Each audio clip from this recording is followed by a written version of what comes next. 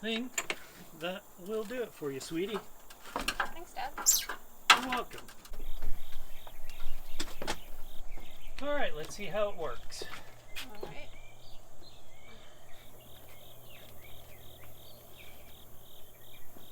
Seems solid. Ah, good. Haven't fallen yet. Nope. So while you're here, I was hoping I could ask you about another project that I had in mind. Another one?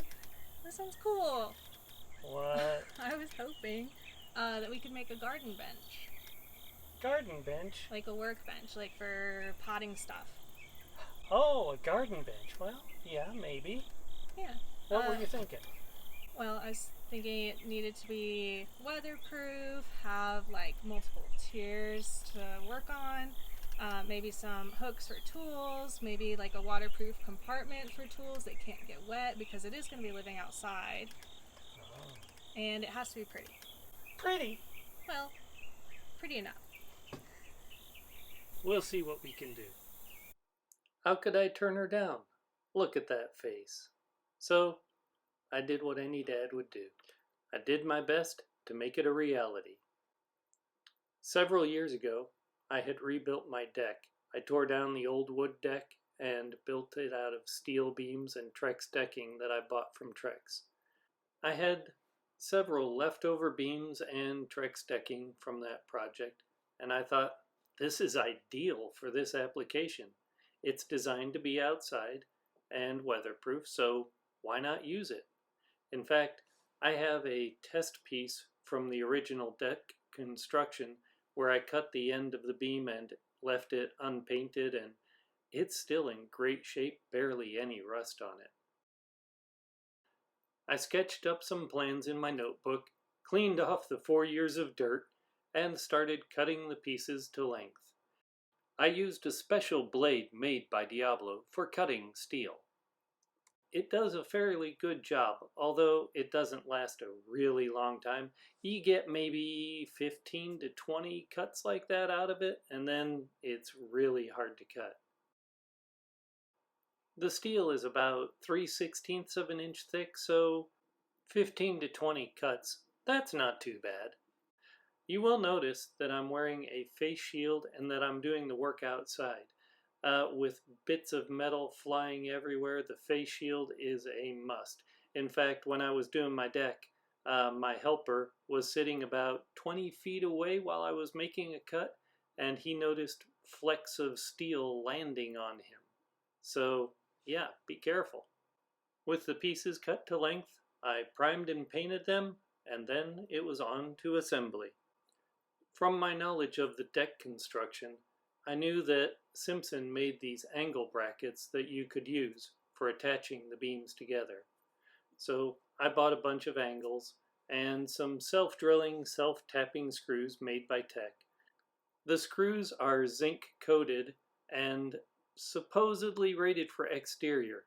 I wasn't too sure about them, but I used some Tech screws on my deck that are hex head style, and they're actually part of my sample piece that I have sitting out there.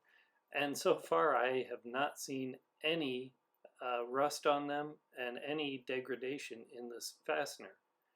For this project, I wanted to use a flathead screw instead of a hex head screw because I wanted it to be as smooth as possible.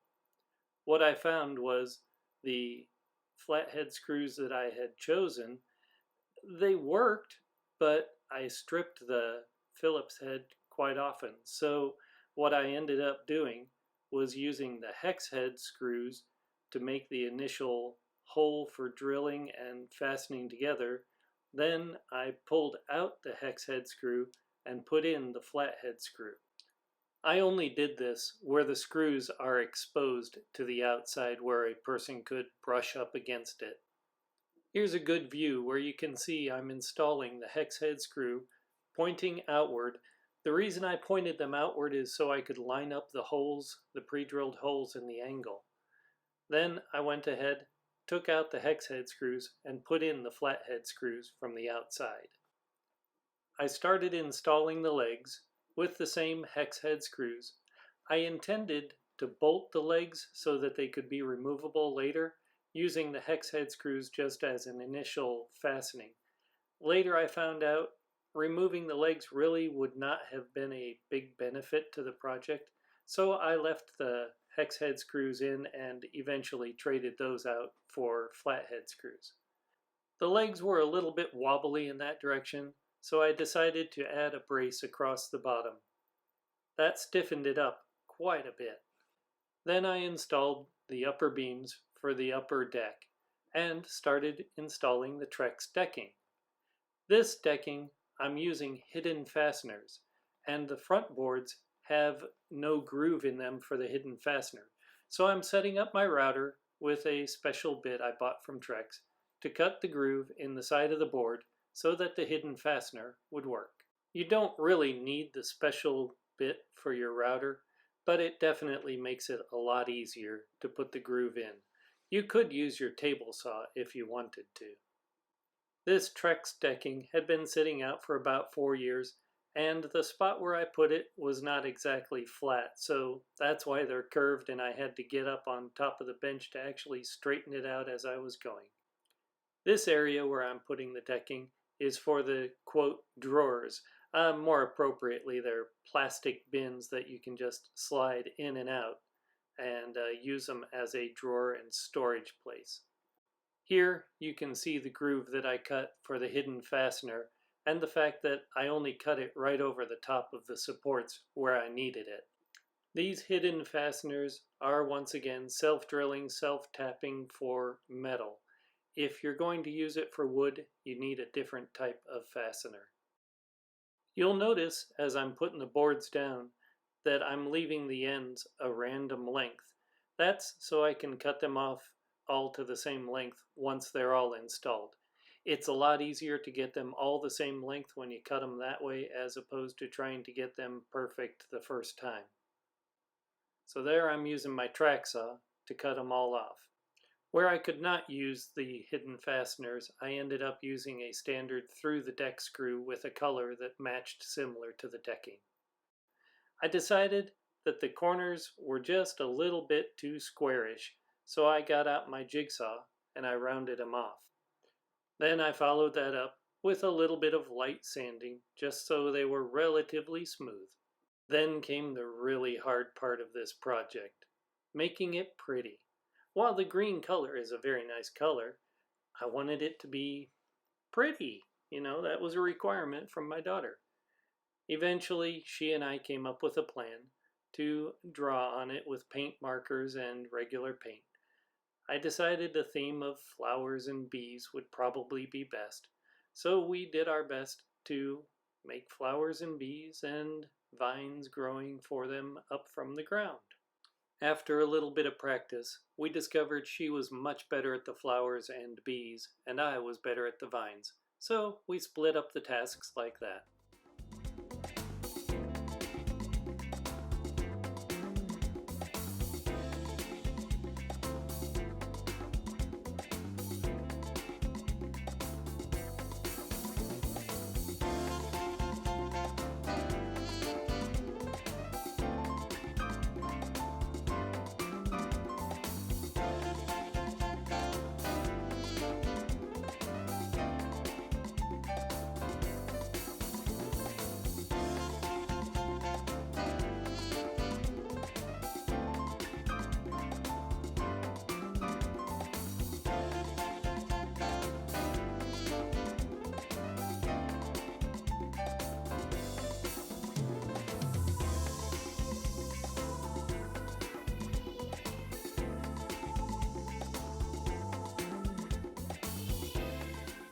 Alrighty. 2 jars of salsa for 1 garden bench. Thank you, sweetie. Thank you for the garden bench. You're quite welcome.